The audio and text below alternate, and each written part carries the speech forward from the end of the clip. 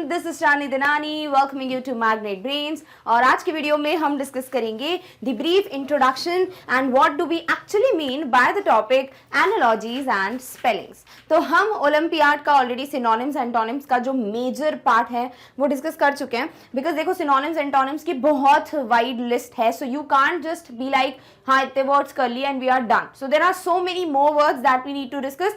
वो हम question papers इन सब के फॉर्म में डेफिनेटली कर लेंगे। बट आई होप अभी तक के जितने वीडियोस रिलीज हुए हैं बहुत सारे वर्ड्स दे दिए मैंने आपको and you have definitely read them and understood them. Now we move on to the next topic जो कि है एनालॉजीज एंड स्पेलिंग्स। तो आज के वीडियो में आपको इंट्रोडक्शन मिलेगा इस टॉपिक का कि what do you actually mean bye analogy and what do we actually mean by a spelling. Although everyone is aware of what actually spelling is, right? But when we move on to the questions जहाँ पर आपको ये बोला जाता है which of the following is the correct spelling or incorrect spelling, or you need to fill the blank with the correct word, and for that you need to know the correct spelling, then there is like a little bit of confusion that arises. और इसीलिए हम बहुत सारे questions solve करेंगे so that you get like a kind of a practice और आप खुद ही identify करने लगेंगे the right spelling, correct? So in today's video what our agenda is to kind of get to know all the basics, the concepts, the facts related to this topic, and then in the next videos हम वही अपना pattern follow करते हुए move on करेंगे to beginner level, intermediate and achievers and solve the questions. So we will solve analogy और spellings के question in one video, like together we are going to solve the questions. ठीक है, आपके लिए थोड़ा ऐसे मिश्रण हो जाएगा the way it comes in your question paper. And yes, आज की वीडियो में आपको सिर्फ इसका इंट्रोडक्शन ही नहीं साथ ही साथ आपको ये भी पता चलने वाला है कि किस टाइप के क्वेश्चंस आते हैं. So we will describe like discuss those. We will solve एक एक question of each kind and then we will move on to the next video. Clear? Okay, चलिए. So सबसे पहले हमें पता होना चाहिए what are actually analogies. Like analogy का मतलब होता क्या है? Analogies are a comparison between two things such that a relationship is established between the two given things. I hope you guys have been already solving the questions of these sort. पता नहीं आपने ये type के questions किए कि नहीं, जहाँ पर आपको एक वर्ड दे देते हैं इस टू एक वर्ड और आपको यहाँ पर एक वर्ड और यहाँ फिल करना पड़ता है द सेकेंड वर्ड. जैसे आपको यहाँ पे दे दिया ह्यूज, ठीक है, और यहाँ पे वर्ड दे दिया मैग्निफिशेंट. क्लियर? अब ये जो वर्ड है आपको ये दे दिया गया है and then you have been asked कि भाई यहाँ पर एक वर्ड दे दिया जाए, जैसे आपको फिल करना है लेट मी राइट माइन्यूट, और आपको यहाँ पर एक वर्ड फिल करना है. What you will actually do is आप इन दोनों का रिलेशनशिप देखोगे कि यहाँ पर क्या रिलेशनशिप एग्जिस्ट कर रहा है एंड देन वही रिलेशनशिप को आप यूज करते हुए यहाँ का ब्लैंक फिल करेंगे. करेक्ट? तो ये होता है बेसिक तरीका, राइट? एक रिलेशनशिप जानने का इन द वर्ड्स. यही चीज हम एनालॉजी में भी करते हैं. वी कंपेयर, ठीक है, हम एक कंपैरिजन देखते हैं between the words, between the two given things. जैसे huge and magnificent have a relationship of being synonyms to each other.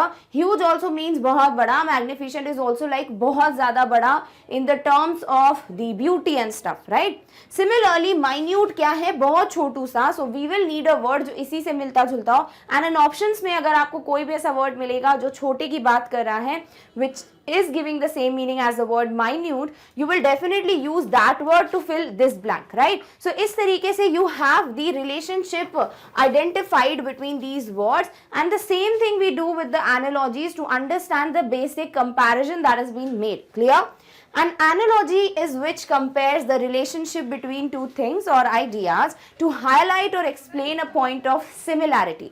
जैसे बोला नहीं जाता है कि जैसे एक स्वॉर्ड जो है एक वॉर के टाइम पे एक सोल्जर के लिए जितना अहमियत रखता है, वैसे ही एक पेन जो है वो एक राइटर के लिए अहमियत रखता है. या फिर जब युद्ध होता है, वॉर होता है, तो सोल्जर्स या नाइट्स के लिए स्वॉर्ड, तलवार जो है वो एक वेपन होता है. उसी तरीके से जो लिखते हैं, जो राइटर्स होते हैं, उनके लिए कलम या पेन एक वेपन होता है. यहाँ पर ये मतलब हुआ कि हम एक स्वॉर्ड को कंपेयर कर रहे हैं विद अ पेन, किस पर्सपेक्टिव से कि दोनों ही वेपन हैं। तो ये रिलेशनशिप हमने जो बताया ना, जो कंपैरिजन बताया, वही तो एनालॉजी है। So analogy is basically a comparison जो कि एक आपको हाईलाइट करेगा the point of similarity. So I hope analogy आपको क्लियर है, what do we actually mean by it. Now let's move on to the examples.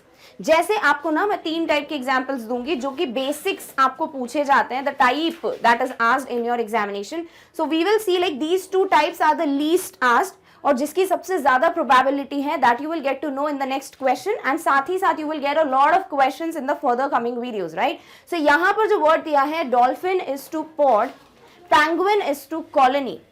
तो यहां आपके लिए ये एक एनालॉजी का कंप्लीट वर्जन है, बिकॉज बोला क्या है, जैसे डॉल्फिन के लिए पॉड है वैसे पेंगुइन के लिए कॉलोनी है ना। So in the above example dolphin is to pod as penguin is to colony, both are collective nouns as they represent the groups. Group of dolphins is pod, group of penguins is colony, correct? Pod for dolphin and colony for penguin. Both the pairs in the analogy illustrate the same relationship. यानी यहां हमको क्या पता चला है ना कि जो एनिमल है और उसका जो कलेक्टिव नाउन है, ये रिलेशनशिप आपको चाहिए। सो आप सिमिलरली दूसरे में भी एनिमल और कलेक्टिव नाउन लाओगे, correct. So group of dolphins, dolphin के लिए दिया है dolphin pod, group of dolphins. वैसे ही penguin colony, group of penguins. तो ये एक तरीका होता है एनालॉजी का, एंड दिस इज हाउ आपका पहला वे है एनालॉजी समझने का। क्या पर इस पे क्वेश्चंस आते हैं? बहुत कम, शायद ना भी आए, बट एटलीस्ट आपको ये समझना है, बिकॉज एनालॉजी बेसिक्स अगर आप क्लियर हो जाते हैं आपके, तो फॉर श्योर आप आगे वाले क्वेश्चंस में समझ जाओगे कि आपको किस तरीके से प्रिपरेशन करनी है। क्लियर? दूसरा जो टाइप होता है ना एनालॉजी का, वो ये है, जैसे आपको एक पूरा डिस्क्रिप्शन दे देते हैं, वो पेन और सॉर्ड वाला मैंने बोला ना, वैसे ही। That's as useful as rearranging deck chairs on Titanic. क्या दिया हुआ है? ये उतना ही यूजफुल है जितना कि टाइटैनिक पे डेक चेयर्स को अरेंज करना। मतलब क्या हुआ?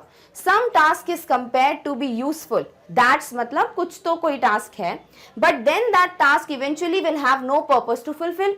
बट उस टास्क का यूजफुल तो है वो, बट उतना है कि आगे जाके उसका कोई फायदा नहीं होने वाला।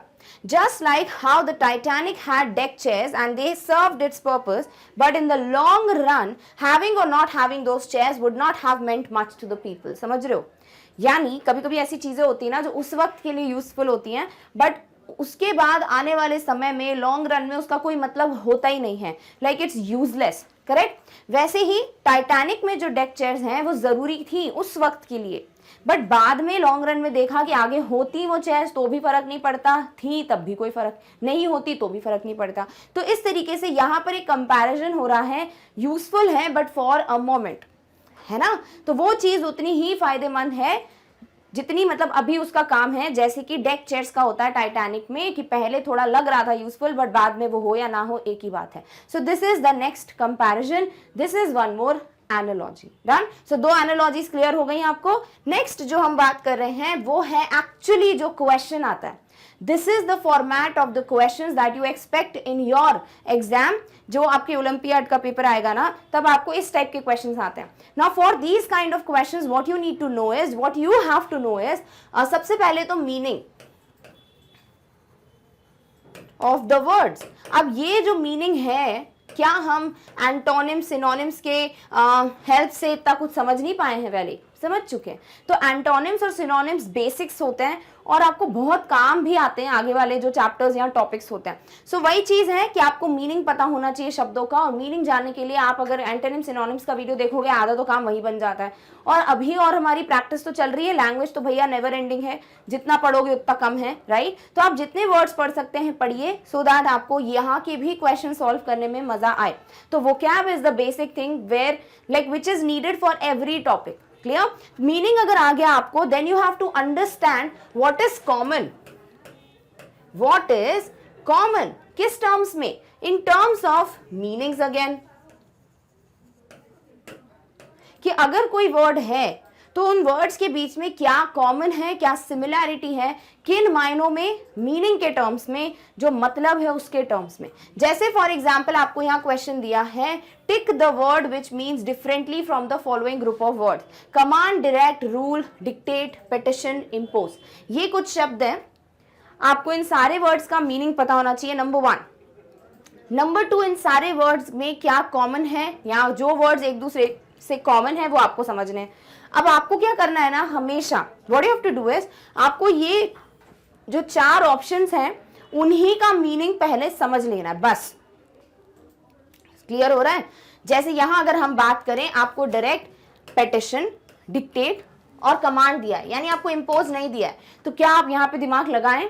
नहीं, क्योंकि जब तक आपको अगर इनका मीनिंग पता है और आप यहां समझ जा रहे हो ऑड वन आउट वाली सिचुएशन, कौन से वर्ड्स हैं जो एक ही तरह की मीनिंग की बात कर रहे हैं, कौन सा है जो अलग बात कर रहा है, तो it's great. But what if आपको बाकी एक कोई वर्ड है जो क्लियर नहीं है, पर आपको ये वाले वर्ड से क्लियर हो जा रहा है मीनिंग। सपोज मैं क्या बोलना चाह रही हूँ to make it more clear, जैसे कि अगर हम मान लेते हैं, अभी मैं मानने की बात कर रही हूँ कि आंसर जो है वो डिक्टेट है।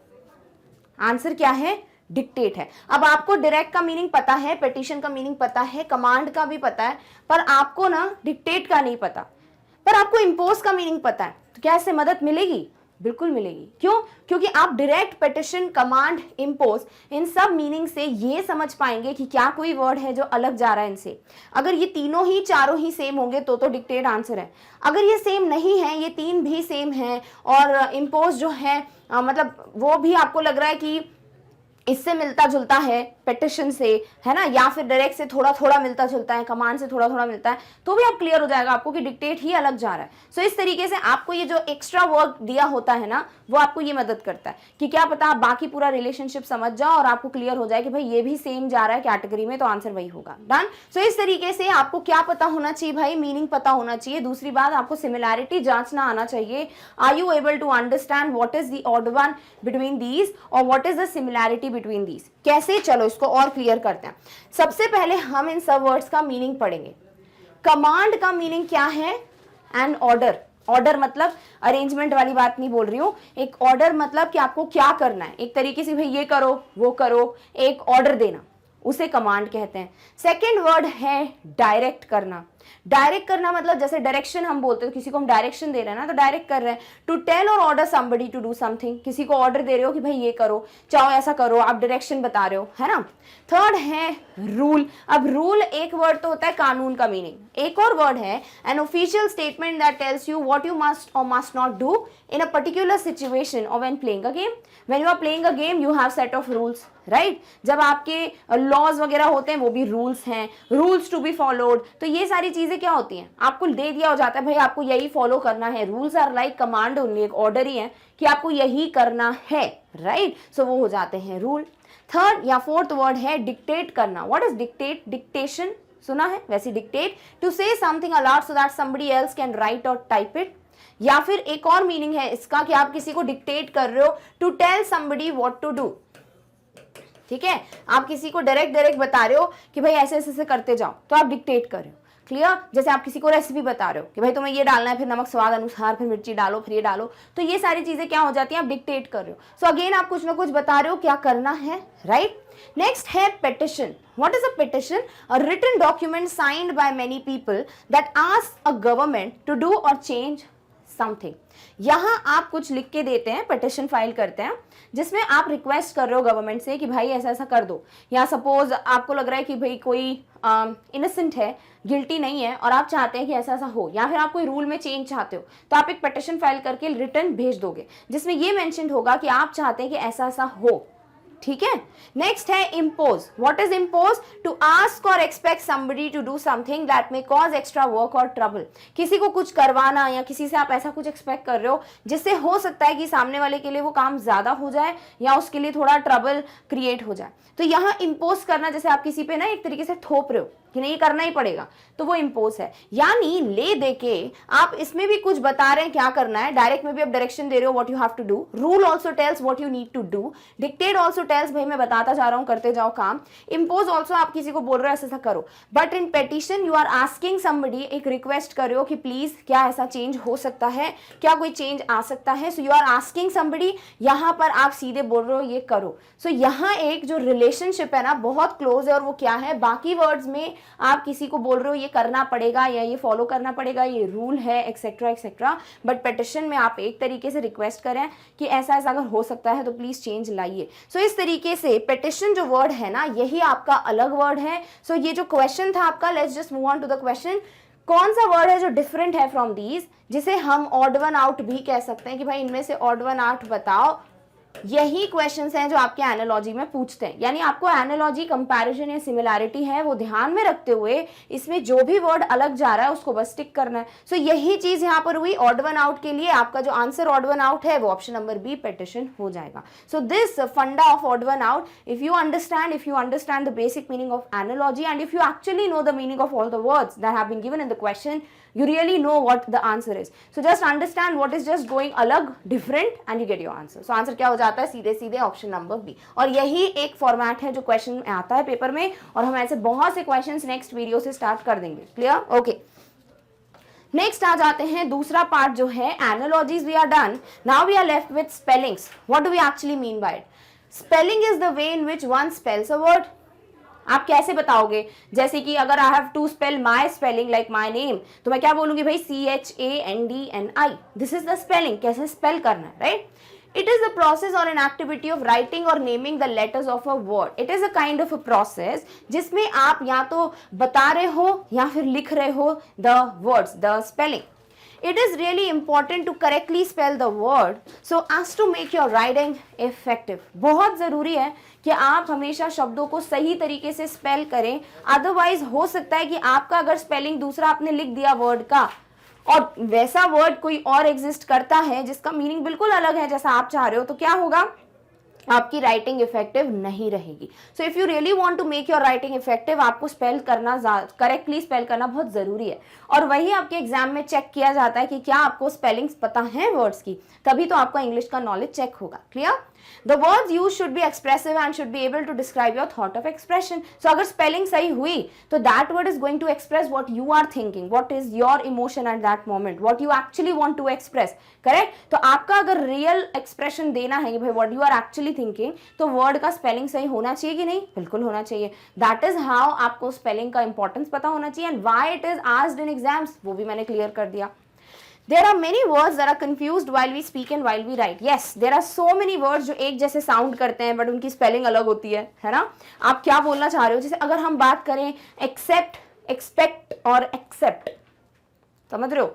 एक्सेप्ट इसको हटाकर एक्सेप्ट किसी चीज को आप अग्री कर रहे हो, एंड एक्सपेक्ट कुछ एक्सपेक्टेशंस रख रहे हो। तो जब हम बोलते हैं ना, कभी कभार ऐसा होता है कि एक्सेप्ट ऐसी जबान हो जाती है हमारी, राइट? क्यों? क्योंकि वर्ड्स बड़े कंफ्यूजिंग है, राइट? क्यों? आपको पता होना चाहिए the right meaning and the right spelling, because कभी ऐसा हो सकता है आपको एक सेंटेंस दे दे, वहां पे मीनिंग चाहिए एक्सेप्ट करने वाला, आप लिख के आ जा रहे हो एक्सेप्ट ई वाला, पूरा ही मीनिंग चेंज हो जाएगा, राइट? और कई बार ऐसी बेसिक गलतियां होती हैं, बहुत मामूली गलतियां हैं ये, बट बहुत बड़ा डिफरेंस क्रिएट कर देती हैं, और वही चीजें आपको एक तरीके से इंप्रूव करनी है while solving this topic. They are known as homophones. तो कई बार ऐसा होता है जो शब्द हम बहुत कंफ्यूज हो जाते हैं, मतलब लिखते वक्त अलग स्पेलिंग होती है, सुनने में बहुत सेम लगते हैं, उनको हम कहते हैं होमोफोन्स। द वर्ड्स में साउंड सिमिलर बट में एक्सप्रेस डिफरेंट मीनिंग्स। सुनने में सेम लगते हैं बट इनका मीनिंग अलग अलग होता है, एंड स्पेलिंग भी अलग अलग होती है, और वही चीज स्पेलिंग का एक मेन बोल सकते हैं मुद्दा है, why we need to study it. Clear? Okay, अब जाते हैं क्वेश्चन पे कि आपको किस तरीके के क्वेश्चंस एक्सपेक्ट कर सकते हो। एक तो ये फॉर्मेट होता है जो एक अच्छा फॉर्मेट है, लाइक अगर एक्चुअली 9th और 10th की इंग्लिश चेक करनी है ना, this is very nice, because यहाँ से आपके ना 2 पॉइंट क्लियर हो जाते हैं कि आपको मीनिंग भी पता है उसका और आपको स्पेलिंग भी आती है कि नहीं आती। और जो दूसरा होता है मेथड क्वेश्चन का, दूसरा फॉर्मेट, वो भी हम डिस्कस करेंगे। पहला ये है द सोल्जर फॉट ब्लैंक। जो सोल्जर है उसने कैसे लड़ाई की, वैलियंटली, वैलियंटली, वैलेंटली, वैलेंटली। अब आपको या तो एक्चुअल वर्ड पता हो या उसकी स्पेलिंग पता हो, अदरवाइज इट्स वेरी कंफ्यूजिंग। अभी अगर आप बहुत ही बुरे हो, आपका बिल्कुल कमांड नहीं है स्पेलिंग पे, तो मैक्सिमम लोग इसको गलत करेंगे बिकॉज बड़े क्लोज ऑप्शंस हैं। बट जिन्होंने ये शब्द पढ़ा होगा, जो अनसीन पैसेजेस पढ़ते हैं, जो आर्टिकल्स पढ़ते हैं, जिनको रीडिंग की हैबिट है, जो बहुत जरूरी है, मैं कब से बोल रही हूँ रीड करना चालू करो, ठीक है, तो आपको ये वर्ड पता होगा। सो वेलेंटली या जो एक्चुअल स्पेलिंग है उसका मतलब होता है बहुत ही ज्यादा स्ट्रांगली, मतलब एक बिल्कुल होता है ना कि जैसे हम हमारे फ्रीडम फाइटर्स की बात करते हैं कि उन्होंने बिना डरे जो ब्रेवरी के साथ लड़ा है उसे हम कहते हैं वेलेंटली। सो यहाँ पे कौन सी स्पेलिंग है जो एक्चुअली वेलेंटली की सही स्पेलिंग है, वो है ऑप्शन नंबर ए। तो ये आपका करेक्ट आंसर होने वाला है। So you have to fill with the right word and the right spelling of the word. So if you know the word that's great, यहाँ पे उसका कोई काम नहीं बन रहा है, but actually you have to know the spelling ऐसे टाइप के क्वेश्चन में। So option B, C, D बिल्कुल गलत स्पेलिंग्स हैं। सही स्पेलिंग है VALIANTLY विच इज वेलियंटली, यानी बहुत ज्यादा ब्रेवरी के साथ। डन। नेक्स्ट जो फॉर्मेट आता है ना क्वेश्चन का, वो है mark the word with correct spelling, या फिर आपको यहां पे दे सकते हैं select the incorrect spelling, depending. ठीक है, इस क्वेश्चन में नहीं देंगे आपको, ये एक और फॉर्मेट मिल जाता है। फॉर्मेट की टेंशन नहीं करनी है बिकॉज बहुत सारे क्वेश्चन हम सॉल्व करेंगे। ठीक है, सो या तो आपसे पूछ लेंगे करेक्ट स्पेलिंग बता दो, या तो बोलेंगे इनकरेक्ट स्पेलिंग बता दो, डिपेंडिंग कि बाकी तीन ऑप्शंस की स्पेलिंग सही है, एक गलत है तो इनकरेक्ट पूछ लेंगे, तीन गलत हैं एक सही है तो करेक्ट पूछ लेंगे। अब ये जो है आपका क्वेश्चन, यहाँ आपके पास सिर्फ एक स्पेलिंग करेक्ट है और वही आपसे पूछी गई है कि भाई कौन सी है जो सही है। पहला दिया है इंटीरियर, दूसरा दिया है इंडिपेंडेंट, तीसरा है इमेजिनरी, चौथा है इंफ्रास्ट्रक्चर, ऐसा दिया हुआ है। क्या दिया हुआ है? इंफ्रास्ट्रक्चर, बट ऐसा कोई वर्ड नहीं होता, होता क्या है? इंफ्रास्ट्रक्चर, है ना। तो क्या आपको स्ट्रक्चर की स्पेलिंग पता है? बिल्कुल पता होगी भाई, इतने टाइम से पढ़ रहे हैं, बचपन से पढ़ रहे हैं ये वर्ड, तो स्ट्रक्चर की ये स्पेलिंग होती है। क्या मिसिंग है वहां पे? देख लो, STRUC है यहाँ पर, यहाँ C मिसिंग है। बाकी इंटीरियर INTERIOR सही है, इंडिपेंडेंट सही है, इमेजिनरी बिल्कुल सही है, बट इंफ्रास्ट्रक्चर होता है जिसमें C जो है मिसिंग है। सो इस तरीके से जो गलत स्पेलिंग है वो क्या है? गलत स्पेलिंग है D। तो यहां पे क्वेश्चन में गड़बड़ है, ये है mark the word with incorrect spelling. ठीक है, क्योंकि बाकी तीन तो सही है, तो ये चेंज कर लेंगे हम। क्वेश्चन जो है वो इनकरेक्ट स्पेलिंग पूछ रहा है, सो आंसर हो जाएगा आपका ऑप्शन नंबर D। कौन सी इनकरेक्ट स्पेलिंग है? इंफ्रास्ट्रक्चर। तो क्वेश्चन है इनकरेक्ट स्पेलिंग बताने का, let us just change it, okay. But we actually know बाकी तीन तो सही है, एक ही गलत है। ये है एक्चुअल फॉर्मेट जो क्वेश्चन पेपर में बहुत पूछा जाता है, बट वी विल ट्राई कि हम दोनों टाइप के क्वेश्चंस कर लें, बट मेजॉरिटी जो पूछा है आई वुड मेक श्योर कि मैं आपको वैसे क्वेश्चंस करा दूं। डन। सो ये है आपका तरीका स्पेलिंग्स के क्वेश्चंस का जो आ सकता है। Done, okay. सो ये था हमारा discussion, the basic introduction of what about the analogies and spellings that we need to understand कि actually इस टॉपिक का मतलब है क्या। ठीक है, सो एनालॉजी क्लियर है, स्पेलिंग क्लियर है, क्वेश्चन का पैटर्न क्लियर है, पढ़ना क्यों है वो क्लियर है, और क्या करना है क्वेश्चंस में वो भी क्लियर है। अब इन पांचों चीजों के साथ हम नेक्स्ट वीडियो में जरूर मिलेंगे जहां हम क्वेश्चंस प्रैक्टिस करने वाले हैं। So I hope so that you are ready for it, clear. But we are done with the basic introduction of the topic, but there is one more thing and which is very important thing for you to know कि आपको सब पता है कि भाई class जो kindergarten से class 12 तक का हमारा बेसिक सिलेबस होता है, उसके वीडियोस जो हैं आपको मिल जाते हैं on our channel, right. Magnet Brains पे आपको ये सब कुछ सीखने को मिलता है, but also there are so many other things that you can get to explore and study from our channel. And the best part of this is कि आपको सब कुछ बहुत अच्छी क्वालिटी का, टॉप नॉच क्वालिटी का, बेस्ट टीचर से पढ़ाया जाता है, साथ ही साथ आपको मिलता है सब कुछ फ्री ऑफ कॉस्ट, राइट। अब यही दो चीजें होती है जो हमको एजुकेशन में बेसिकली चाहिए होती है, कि खर्चा कम हो या फ्री में हो पढ़ाई, और अच्छी क्वालिटी की हो, है ना। ये दोनों चीजें एक साथ मिलना बहुत मुश्किल है, but you are getting it. So I hope कि आप इन सब चीजों का एडवांटेज जरूर लेंगे। So what you have to do is, अगर आप चाहते हो ये जानना कि मैग्नेट ब्रेन्स पे आप क्या चीजें हैं जो पढ़ सकते हैं, then for that you should visit the website of our channel, क्योंकि आपके पास competitive exams like NTSC, like olympiad, जैसे आपके पास बाकी options, exemplar, one shot revisions, multiple choice questions, जैसे कि क्लास का syllabus which is kindergarten to class 12, ये सब तो मिलता ही है। साथ ही साथ आपके पास एक्स्ट्रा लर्निंग के भी वीडियोस हैं जहां आप अपने फैक्ट्स क्लियर कर सकते हो within a minute, which can be related with science, with social studies, with reasoning, with mathematics. You also get a self development series going on within a minute. You get to know कि आपको अपनी personality कैसे develop करनी है। साथ ही साथ you get to know a lot about art and craft, that means आप अपने जो क्राफ्ट की या ड्राइंग की जो स्किल्स हैं उनको घर बैठे इंप्रूव कर सकते हैं विद बहुत कम material and a lot of knowledge. जो एक्टिविटी सीरीज हमारे चैनल पर चलती है वो, and everything is free of cost. एक भी वीडियो नहीं है जिसके लिए आपसे पैसे मांगे जाएंगे। So definitely you need to explore all these options. क्या करना है, just go to Google, type magnetbrains.com, visit the website, open it. ये रहा आपका पहला पेज, और इस पेज पे आप देखिए सब कुछ आपको मेंशन है जो अभी मैंने आपको बताया। अब बस उस ऑप्शन पे क्लिक कर दो जो पढ़ना चाहते हो ओलंपियाड। क्या करोगे, ओलंपियाड पे क्लिक कर दो।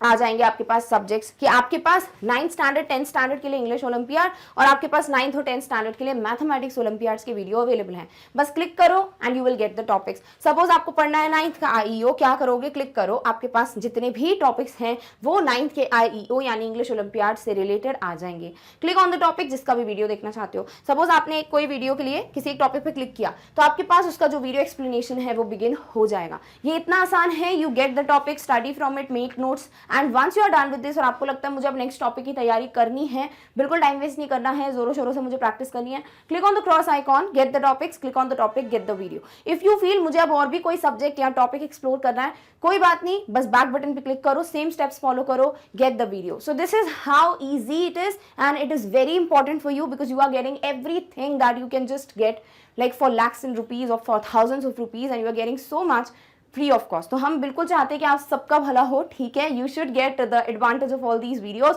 So please go and explore the website. Done? Okay. So with this, we have finally completed the discussion of the topic of the website. But yes, हमेशा से वापस से मैं यही बोलूंगी जो मैं हमेशा बोलती हूँ कि consistency is the key. लगातार रेगुलरली नहीं पढ़ोगे, टाइम टेबल के हिसाब से अपनी जो भी प्रैक्टिस है वो नहीं करोगे तो कोई मतलब नहीं रहेगा, है ना। तो इसीलिए एक स्केड्यूल, एक टाइम टेबल फिक्स होना बहुत ज़रूरी है और वही चीज़ हम ओलंपियाड्स में भी इम्प्लीमेंट कर रहे हैं, that you will get the videos बिल्कुल तय टाइम पे और तय डेट्स पे। That is every Monday, Tuesday, Wednesday you get English Olympiads के वीडियोस ठीक सुबह 10 बजे एंड सेम डेज पे आपको 1 बजे जो है मैथमेटिक्स ओलंपियाड के वीडियो मिल जाते हैं। So please be ready with a notebook and a pen every Monday, Tuesday, Wednesday ठीक सुबह 10 बजे so that you are ready for both English and mathematics olympiad. Done? Okay. Now we are done with every kind of discussion and I hope कि सब कुछ आपको clear हो गया है। And if you really found this video interesting, then you know what you have to do. You have to just give a big fat thumbs up to the video. Also share the video with as many people as you can ताकि जिनको भी Olympiad की preparation करनी है they can for sure visit this video. And yes, if you want आप channel के बारे में भी share कीजिए with as many students as you want ताकि सभी को free education मिले। And yes, अगर खुद कोई update miss नहीं करना चाहते हो then you know what you have to do. Just subscribe to the channel. So with this, do not forget to like, share and subscribe. And yes, we have come to an end of this particular video, but in the next one we are going to meet you very soon with the next topic. Till then, take care of yourself. Thank you so much for watching. Bye.